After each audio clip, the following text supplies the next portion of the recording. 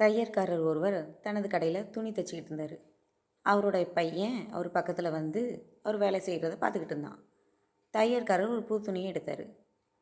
அதை அழகிய பளபளக்கும் கத்திரிக்கோளால் துண்டுகளாக வெட்டினார். பின்னர் கத்திரிக்கோலை தனது கால் அருகே போட்டுவிட்டு துணியை தைக்க ஆரம்பித்தார். துணியை தைத்து முடித்ததும் சிறிய ஊசியை எடுத்து தனது தலையில் இருந்த தொப்பியில் குத்தி பத்திரப்படுத்தினார். இதை பார்த்து கொண்டிருந்த பையன் அவர்கிட்ட, அப்பா, கத்திரிக்கோள் விலை உயர்ந்தது, அழகானது. அதை அலட்சியமாக காலடியில் போடுகிறீர்கள். ஊசி சிறியது, மலிவானது. ஆனால் அதையில் தலையில் பாதுகாக்கிறீர்கள். அது ஏன் என்று கேட்டான். நீ சொல்வது உண்மைதான். கத்திரிக்கோள் அழகாகவும் மதிப்புள்ளதாகவும் இருந்தாலும் அதன் செயல் வெட்டுவது, அதாவது பிரிப்பது. ஆனால் ஊசி சிறியதாகவும் மலிவானதாகவும் இருந்தாலும் அதன் செயல் சேர்ப்பது. ஒருவருடைய மதிப்பு அவருடைய செயலை கொண்டே நிர்ணயிக்கப்படுகிறது, அவர் உருவத்தை வைத்து அல்ல.